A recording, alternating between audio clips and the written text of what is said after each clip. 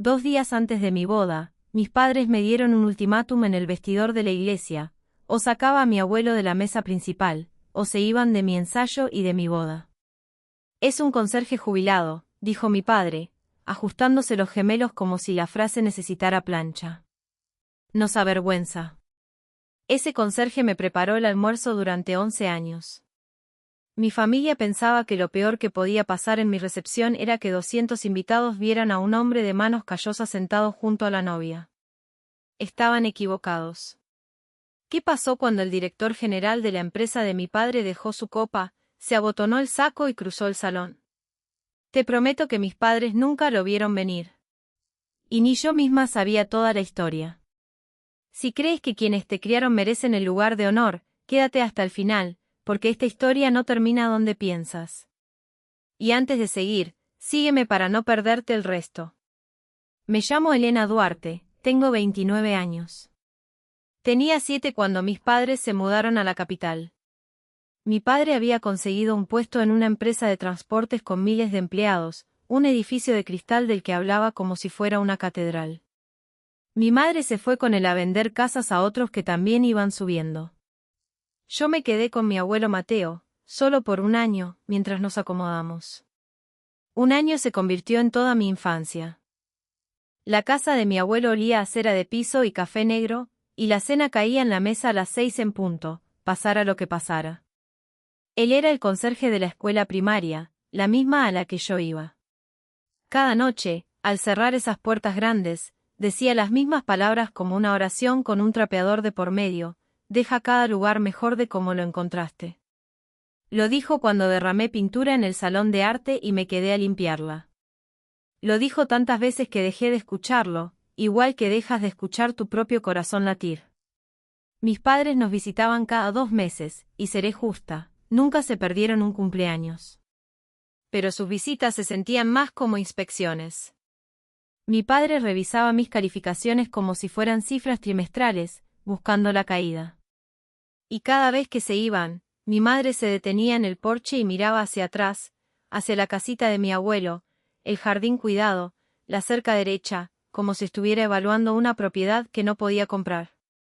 Mi padre, Ricardo, tiene 54 años, es vicepresidente regional de operaciones, y plancha hasta sus camisas de fin de semana. Mi madre, Silvia, 52, es una agente inmobiliaria exitosa con una sonrisa que reserva para los clientes. No son crueles. Son algo peor, algo más difícil de explicar, llevan la cuenta. En esa casa, el amor era un marcador. Las calificaciones eran puntos. Las universidades eran puntos. Los puestos de trabajo eran los playoffs. Cuando tenía 22 años, lo llamé para contarles que había aprobado el examen del servicio postal y conseguido una ruta de reparto. Mi padre se quedó callado un largo momento. Luego dijo: ¿y estás contenta contando eso a la gente? Nunca gritaba. Solo me archivaba un poco más abajo en su tabla y seguía adelante. Pero lo más extraño, lo que noté durante años sin entenderlo, era cómo trataba mi padre a mi abuelo. No discutía con él, lo borraba. Fiestas de la empresa, celebraciones, ni una sola invitación para el abuelo. Y el abuelo nunca dijo una palabra al respecto.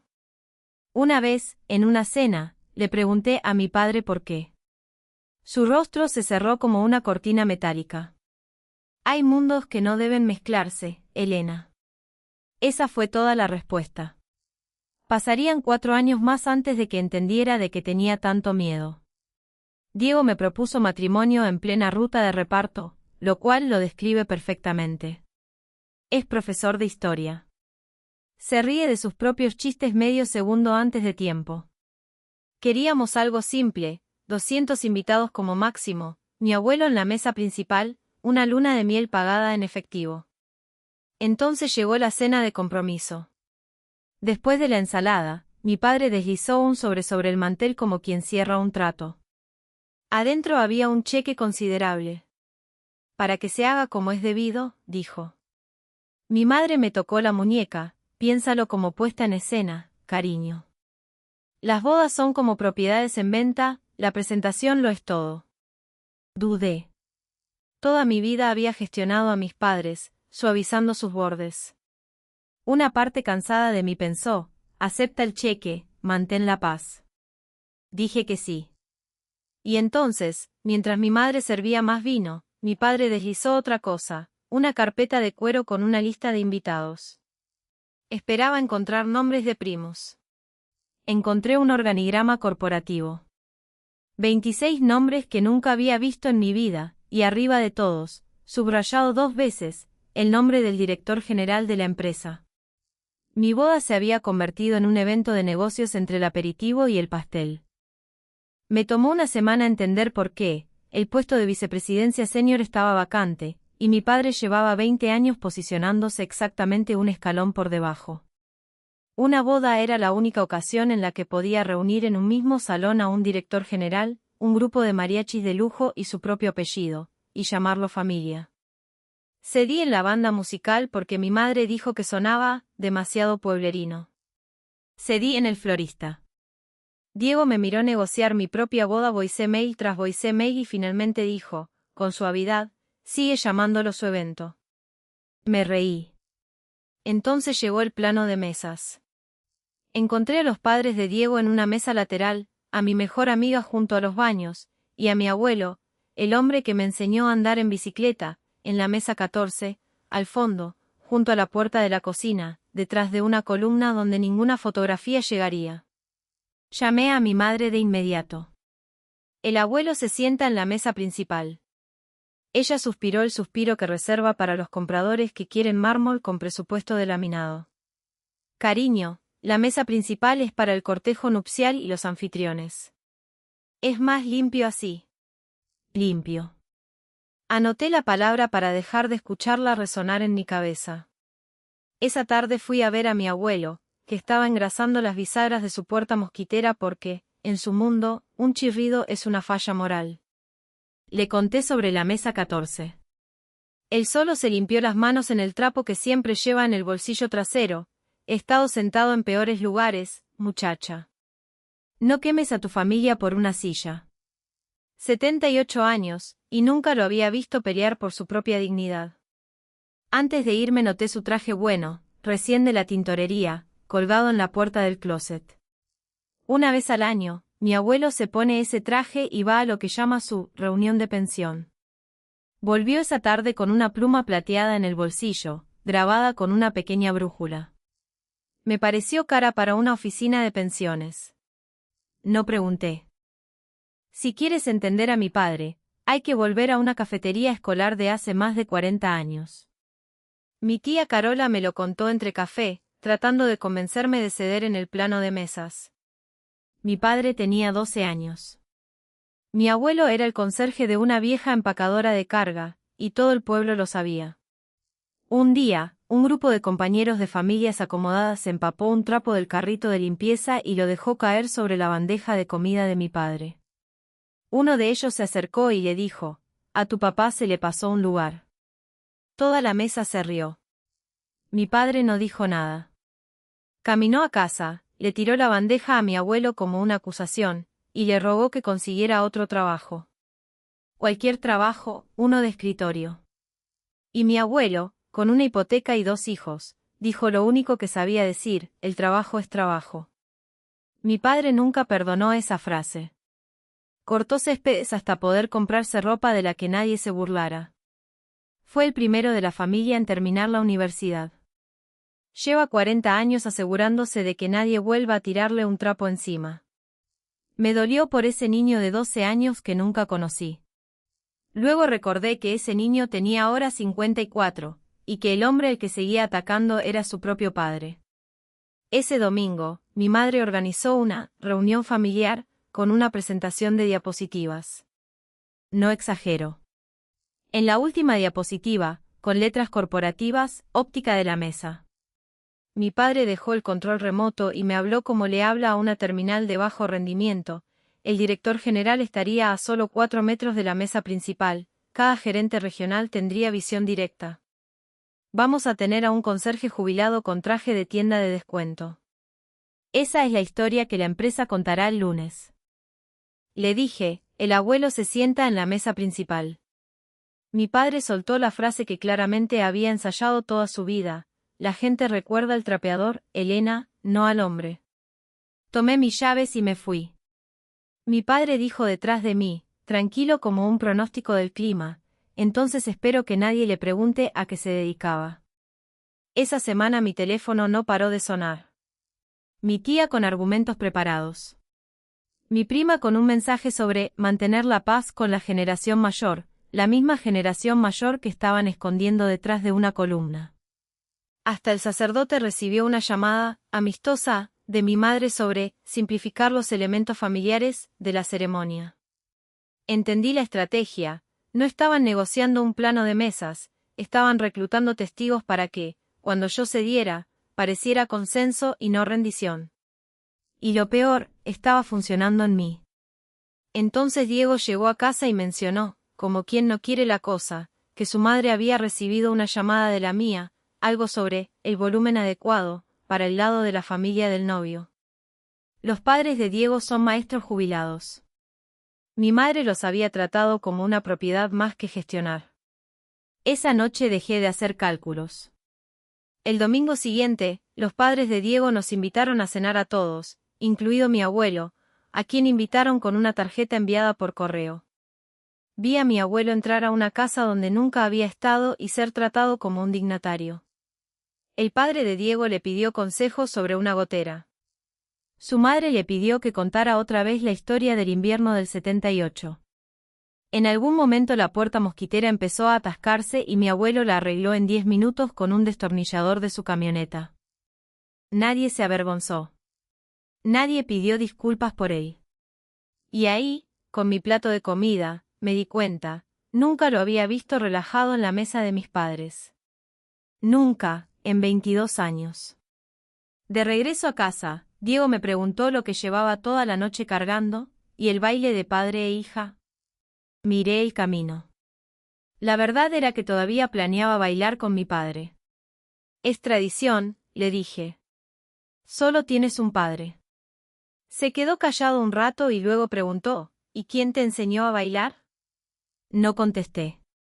La respuesta era una cocina, una radio vieja, un hombre de 60 años contando 1, 2, 3, mientras una niña de 11 le pisaba los zapatos, esperando a unos padres que habían cancelado otra visita. Esa semana descubrí en que se había gastado realmente el cheque de mis padres. Llamé al servicio de banquetes para cambiar un platillo y me encontré con una pausa confundida: necesitaríamos la aprobación de la señora. La firmante ahora era mi madre. Mientras yo esquivaba llamadas, ella había actualizado en silencio el paquete de banquetes y refirmado el contrato a su nombre. Lo mismo con el fotógrafo, cuya nueva factura incluía un segundo camarógrafo, dedicado a los invitados corporativos. No era robo. Era algo más pulcro que el robo. Quien firma, decide. Mi madre lo había dicho toda mi vida sobre bienes raíces. Nunca imaginé que yo sería la propiedad. Esa noche revisé cada documento de la boda. Florista, de ellos. Banquetes, de ellos. Fotógrafo, de ellos. Y al fondo de la pila, el salón, reservado 11 meses antes, depósito pagado de mi propia cuenta, una sola firma en la línea, la mía. Mis padres habían comprado las flores, la comida y las fotos. No habían comprado el salón. A la mañana siguiente fui a ver a mi abuelo para contarle mi plan, y en cambio, él me hizo una oferta que me partió el corazón. Sirvió el café, se sentó frente a mí en la mesa donde había hecho tarea toda mi infancia, y deslizó un estado de cuenta de ahorros. Tengo unos ahorritos. Tómalos. Sin condiciones. Las condiciones son el pasatiempo de tus padres, no el mío. Le dije que no. Le dije que su trabajo era ponerse su traje bueno, sentarse donde yo lo pusiera, y guardarme un baile si su rodilla se lo permitía. Al salir me detuve, como siempre, frente a la hilera de fotos en el pasillo. Una en particular, mi abuelo joven, delgado y sonriente, junto a la cabina de un camión con el nombre de una vieja empresa de transportes pintado en la puerta. No sostenía un trapeador. Sostenía un rollo de papel, planos enrollados, y llevaba un lápiz detrás de la oreja. ¿Qué es esto, abuelo? Se acercó con su café y miró la foto más tiempo del que la pregunta necesitaba. Les mantenía los pisos limpios, dijo por fin, y algunas otras cosas. Preguntó si quería pastel, con esa voz que significa que el tema está cerrado. Lo dejé cerrado. 3 semanas después, recordaría el lápiz. 2 semanas y media antes de la boda, llevé a mi abuelo a la escuela donde aún trabaja como voluntario un día al mes. La conserje jubilada que dirige el comedor comunitario lo abrazó y lo llamó «Señor Duarte», con el tono que se reserva para los cirujanos.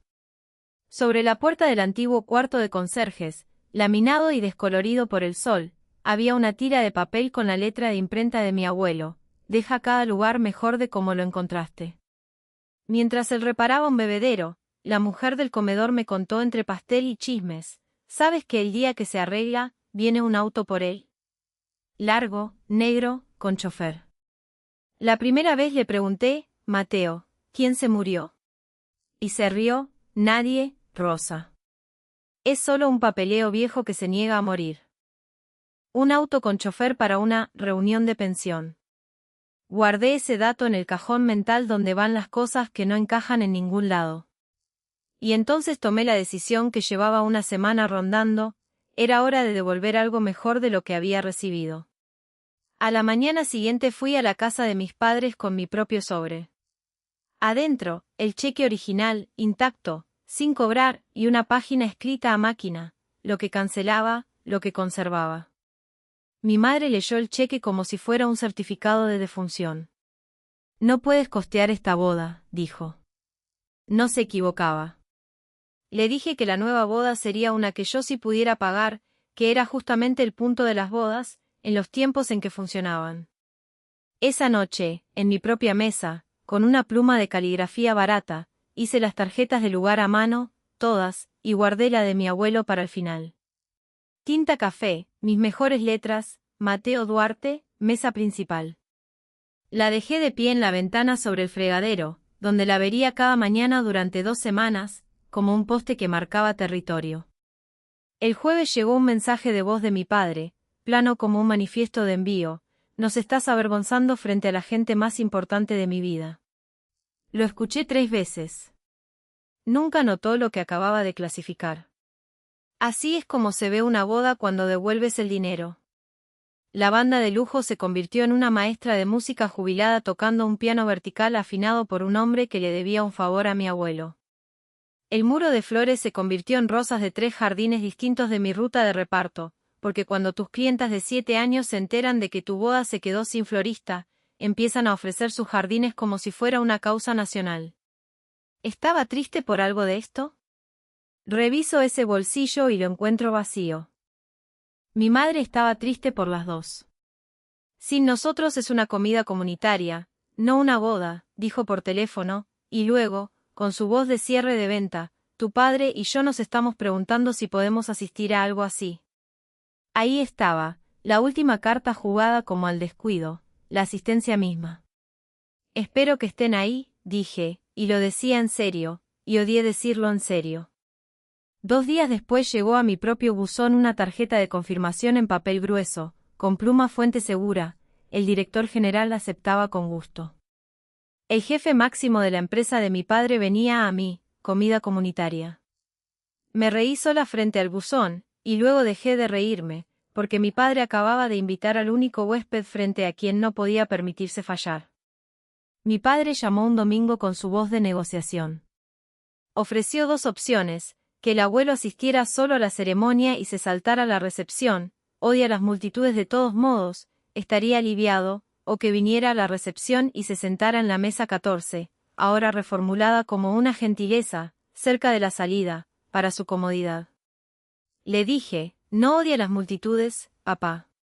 Odia que lo escondan. Son cosas distintas». Silencio.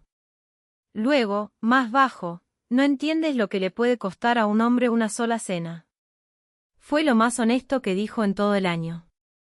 «El lugar es suyo, papá». Exhaló por la nariz, el sonido que hace cuando un proveedor no cede. «Entonces veremos quién se presenta», dijo, y colgó.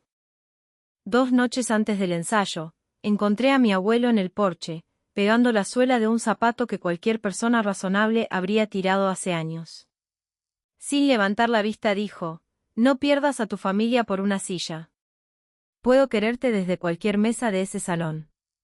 Me senté en el escalón de abajo, donde había pelado frijoles y llorado por muchachos toda mi infancia, y por primera vez en mi vida cuidadosa y calculada, dije la verdad sin envoltura, tú eres mi familia.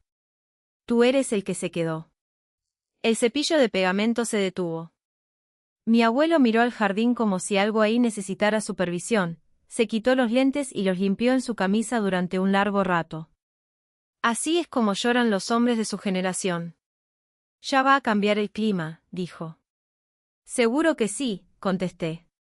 Al irme, lo vi entrar a la casa, abrir el cajón cerrado con llave de su viejo escritorio, y quedarse mirando un sobre grueso, manila, suave en las esquinas de tanto manosearlo. Lo tocó una vez, como quien toca una lápida, y volvió a cerrar el cajón. Al día siguiente fui sola a revisar ambos lugares. En la iglesia, pegué el orden de la procesión donde los padrinos nerviosos pudieran verlo. En el salón, coloqué yo misma las tarjetas del lugar, y en el centro, junto al asiento de la novia, Mateo Duarte, mesa principal. Dije las palabras en voz alta al salón vacío, como una loca, porque él no estaba ahí para decirlas por mí, deja cada lugar mejor de como lo encontraste. De regreso pasé por la iglesia por pura costumbre, y ahí estaba el auto de mis padres estacionado. El ensayo era hasta el viernes. No tenía ninguna razón para estar ahí, pero vi la silueta de mi madre en el asiento del copiloto, el maletero abierto, y a mi padre de pie, en mangas de camisa, leyéndole algo impreso al sacerdote en los escalones de entrada. Mi padre nunca llega temprano por entusiasmo. Llega temprano para negociar. El ensayo transcurrió hermoso, lo cual debió advertirme. Luz dorada entre los vitrales, mi abuelo al final del pasillo con su suéter, sosteniendo mi codo con la presión exacta de un hombre que ha cargado cosas frágiles toda su vida. Y entonces, mientras el cortejo comía pastelitos en la sacristía, mi padre dijo, Elena, una palabra. Solo familia. El vestidor era pequeño, de madera oscura. Mi padre no levantó la voz porque la puerta delgada era justamente el punto. Te lo pedimos una última vez. Cambia a Mateo de la mesa principal. Es un conserje jubilado, Elena. Nos avergüenza. Y mi madre, sacó del bote de basura las tarjetas del lugar que había encontrado esa tarde en su visita al salón. Sostuvo la tarjeta de tinta café, mi caligrafía de 11 pesos, y la arrugó. No con enojo. Eso es lo que no puedo olvidar. La arrugó como quien arruga correo basura, distraídamente, diciendo, la mandamos rehacer con la calígrafa. Se verá intencional. El papel casi no hizo ruido. Y en el marco de la puerta, con 3 pastelitos en una servilleta que había traído para compartir, estaba mi abuelo. Había escuchado todo. Vi su espalda enderezarse, vértebra por vértebra, como una bandera subiendo. Nadie habló. Dejó la servilleta sobre la mesa de las vestiduras, con cuidado, como quien desactiva algo, y dijo, te espero en la camioneta, muchacha. Y fue él, muchacha, lo que me quebró. Ni un temblor en la voz. Un hombre tranquilizando a su nieta mientras su propio hijo, a 3 metros, lo llamaba una vergüenza a través de una puerta. Y entonces dijo algo extraño, con la misma voz que usa para hablar del clima, no siempre fui solo el conserje, muchacha. Pero ser el conserje nunca fue lo vergonzoso. Tu padre entendió eso exactamente al revés. Le pregunté qué quería decir. Me dio unas palmadas en la mano, dijo que una novia necesita dormir, y se levantó con ambas manos sobre las rodillas. Conversación terminada. En la puerta me di la vuelta, llévame al altar el sábado. Se quedó quieto. ¿Segura que quieres estas llaves viejas sonando por un pasillo? Eso es un sí. A las 11 de la noche, mi teléfono se encendió, un mensaje de mi madre. Asistiremos el sábado. Por las apariencias. Se lo debemos a la empresa de tu padre.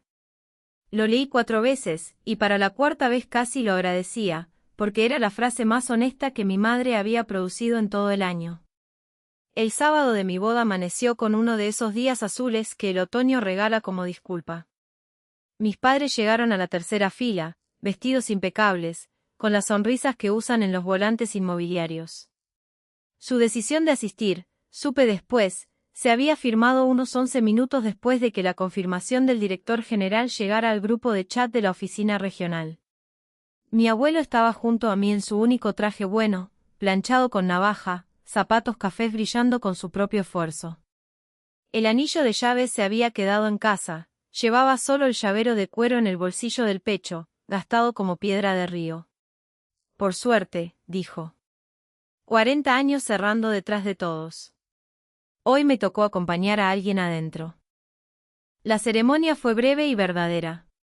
A las 5, cuando la luz dorada bañaba el salón, el gerente me tocó el codo. El auto del director general acaba de llegar. Y aquí está lo que la versión de mis padres de mi recepción se veía. Mi padre interceptó al director general en el guardarropa y comenzó lo que solo puedo llamar un safari de contactos, guiándolo de gerente en gerente con una mano flotando sobre su hombro. Mi madre había encontrado una esquina con buena luz y sin columnas, arreando gente fotogénica hacia allá toda la noche. Y a 4 metros, la versión de la noche que yo había pagado, la mesa principal en su tarima, los padres de Diego, mi mejor amiga ascendida de la mesa de los baños en un solo trazo de pluma. Y a mi derecha, con una tarjeta de lugar arrugada y erizada de pie frente a su vaso de agua, Mateo Duarte, sosteniendo la corte sin decir 50 palabras, mientras la mujer del comedor comunitario mantenía su plato lleno como un equipo de carreras. Casi había dejado de vigilar el salón cuando noté algo extraño al otro lado. El director general había dejado de escuchar a mi padre. Sus ojos habían pasado de largo el hombro de mi padre y se habían clavado en la mesa principal, las cejas haciendo algo lento y complicado. Entrecerró los ojos como quien reconoce una dirección de otra vida. Dejó su copa. Discúlpame un momento, le dijo a mi padre, a mitad de una anécdota, y empezó a cruzar el salón. 200 invitados, 40 minutos de cena, y el hombre más importante del edificio caminando en línea recta con intención. Las conversaciones murieron mesa por mesa detrás de él, como fichas de dominó cayendo sobre terciopelo. Pasó la mesa del pastel, pasó al cortejo, me pasó a mí con un pequeño gesto cortés que no supe leer. Y todo mi cuerpo se enfrió con un solo pensamiento, va a decir algo sobre el conserje. Mi padre lo alcanzó a mitad de camino. Y ahí, frente a mi abuelo, el director general se abotonó el saco y se irguió, la forma en que los hombres de su edad se preparan para decir algo que consideran histórico. Todo el salón se quedó tan quieto que pude escuchar el hielo moverse en un vaso, esa pequeña avalancha de cristal. La mujer del café se congeló con la jarra en el aire. La pianista dejó las manos suspendidas sobre las teclas.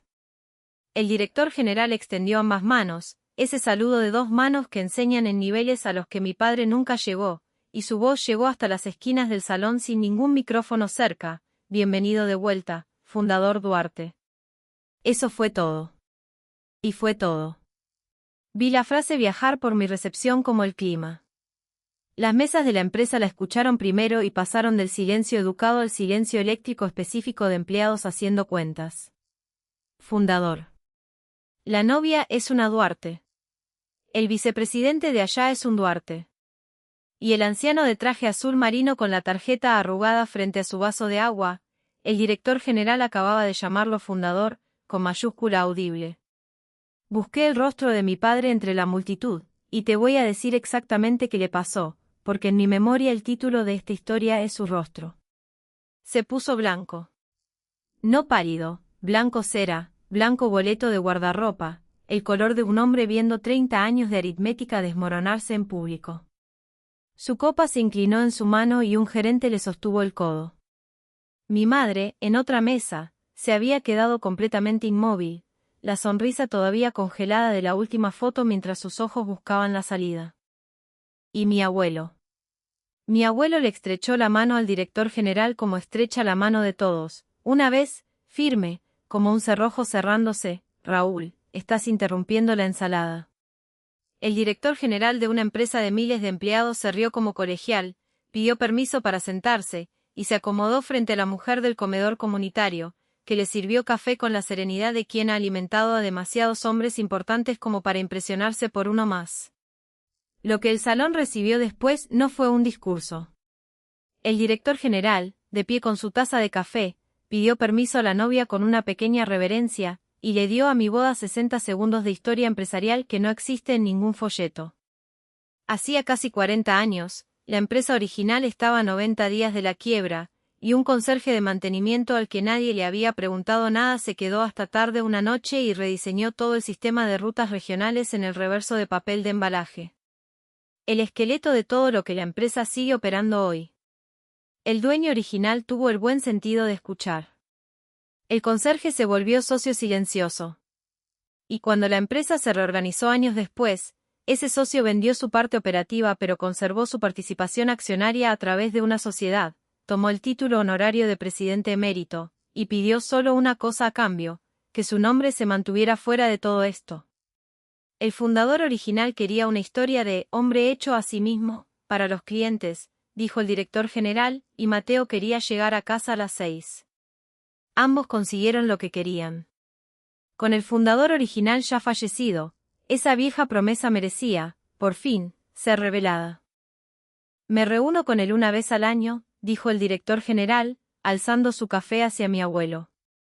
Y una vez al año me dice lo mismo, que cada ruta que esta empresa opera fue trazada por un hombre al que todos en el edificio pasaron de largo durante años sin verlo. Yo pensaba que era modestia. Una pausa larga. Era precisión. La pluma con la brújula grabada. La misma brújula que aparecía marcada en las diapositivas de mi padre. El auto con chofer, la reunión de pensión, una vez al año con el traje bueno. El lápiz detrás de la oreja en esa vieja fotografía. El sobregrueso en el cajón cerrado con llave. Cada calcetín suelto de mi memoria encontró su par en cuestión de segundos, y tuve que sostenerme del brazo de Diego. Vi a mi madre hacer la misma cuenta y llegar a una conclusión muy distinta. Ya movía su silla. Para cuando el director general se sentó, mis padres se acercaban a la mesa principal con caras completamente nuevas. Nunca has visto una renovación tan rápida como la que mis padres se hicieron a sí mismos en los siguientes 10 minutos. Mi madre apareció junto al codo de mi abuelo con un plato de postre, riéndose de algo que él no había dicho, su silla de pronto adyacente a la suya, diciéndole a la mujer del café que tenían que conseguir la receta del pastel de papá, una palabra que no le había escuchado usar para Mateo Duarte en toda mi vida. Mi padre le estrechó la mano al director general y dijo algo sobre la familia siendo el corazón de la empresa. Su voz se mantuvo firme, esa era su entrenamiento. Pero su rostro seguía recuperando el color, y sus ojos resbalaban sobre su propio padre como un camión sobre hielo negro. Mi abuelo recibió todo esto como recibe el clima. Entonces mi padre me tocó el brazo, el pasillo, 1 minuto, por favor. Eso debió advertirme. Afuera, junto al guardarropa, mi padre, 54 años, vicepresidente regional, me miró con un rostro que había querido toda mi infancia, cálido, abierto, urgente, 100% enfocado en mí. Tienes que arreglar esto. Esta noche, antes de que Raúl se vaya. Habla con tu abuelo. Cuéntale sobre la vacante de la vicepresidencia. A ti te escucha. Eres la única a la que siempre ha escuchado. Y entonces puso el techo, y después de eso, cariño, todo esto, el ensayo, las mesas, todo, lo dejamos atrás. Borrón y cuenta nueva. Somos una familia otra vez. Ahí estaba. Todo lo que había querido desde los 7 años, ofrecido con una mano cálida en mi hombro en un pasillo, con un precio. 22 años esperando que mi padre me llamara, cariño, en esa voz. Le tomó a un desconocido una sola noche para enseñarle a hacerlo. Miré por la puerta hacia la mesa principal, donde mi abuelo seguía comiendo su ensalada como un hombre sin ninguna historia. Y sentí flexionarse el músculo más viejo de mi cuerpo, la conciliadora, la traductora, la que suaviza todo. Porque aquí estaba, por fin, el trato para el que había nacido entrenada. Una conversación y podría tener a toda mi familia envuelta y entregada. Solo tenía que volver a hacer el puente. Solo tenía que gastar el lugar de honor que mi abuelo nunca pidió, en la silla que mi padre nunca se ganó. Me escuché exhalar. No, dije. Mi padre parpadeó. Elena, tú querías una mesa mejor. Papá, él construyó el salón. Lo dije en voz baja, de la misma manera tranquila que él me enseñó sin querer. Y volví a mi recepción, dejándolo ahí parado con su borrón y cuenta nueva. Lo que siguió tomó 90 segundos y me costó la última versión de mi infancia que guardaba. Fui a la cabina del sonido, adelanté un número del programa, y tomé el micrófono. Mi voz salió sobre 200 invitados, firme como una ruta caminada 1000 veces, damas y caballeros, el baile de padre e hija. Las cabezas giraron hacia mi padre en la puerta del pasillo. Vi a la gente encontrarlo, marcarlo, esperar que se moviera, y caminé en dirección contraria, pasando a mi madre con su sonrisa congelada, hasta detenerme frente a un hombre de 78 años en traje azul marino, y le ofrecí la mano, palma hacia arriba, como me enseñó a ofrecerle azúcar a un caballo. Me has llevado a todas partes, dije. Llévame a esta también, abuelo. El salón hizo un sonido que no sé describir. Me miró un largo segundo, echó un vistazo, uno solo, a su hijo en la puerta, y luego Mateo Duarte se levantó con ambas manos apoyadas en la mesa, tomó mi mano, y me llevó a la pista que toda su vida se había ganado. La pianista no tocó la canción del programa. Miró a mi abuelo, recibió alguna señal diminuta que nunca descifraré, y empezó una melodía suave y sencilla, como suena en una cocina. Mi abuelo baila como un hombre que aprendió en una sala con una mujer a la que amó. Pasos pequeños, marco seguro, contando en voz baja por costumbre de 50 años. Y yo volví a tener 11 años, parada sobre la punta de sus zapatos, excepto que ahora lloraba sobre una solapa azul marino que olía a cedro y loción de afeitar. Entendí algo durante esa canción que llevaba toda la vida rodeando, y te lo doy tal como llegó, ya no. Había pasado 22 años creyendo que pertenecer a mi familia era un trabajo con evaluaciones de desempeño, y que si gestionaba todo lo suficientemente bien, traducía lo suficiente, suavizaba suficientes bordes, finalmente me ganaría mi lugar. Y todo ese tiempo, la única persona que nunca me hizo postular para su amor fue el hombre de manos ásperas de llaves y cloro y pisos ajenos. Pertenecer no es un salario. Es un regalo, o no es nada. En algún punto de la segunda estrofa, susurré lo único que había que decir, directo contra el cedro y la loción: deja cada lugar mejor de como lo encontraste. El brazo de mi abuelo se apretó medio centímetro. Los hombres viejos no sollozan, se comprimen. Acabas de hacerlo, muchacha, dijo. Cuando terminó la canción, no dio ningún discurso. Levantó mi mano como en un baile de salón antiguo, se volvió hacia el salón, y alzó su vaso de agua con la otra mano. Por mi nieta, dijo el hombre más callado que he amado, con una voz que llegó hasta el guardarropa, que nunca preguntó cuánto valía una persona antes de quererla. 200 copas se alzaron. La jarra de café de la señora del comedor se alzó también. Y para cuando el aplauso se apagó y las luces volvieron a la normalidad, las 2 sillas que mis padres habían ocupado en su mesa estaban vacías. Se habían ido. Sin despedida. Cortamos el pastel sin ellos. Aquí está la cuenta final, 3 meses después, porque sé que la quieres y porque trabajo repartiendo correo y me gusta un registro limpio.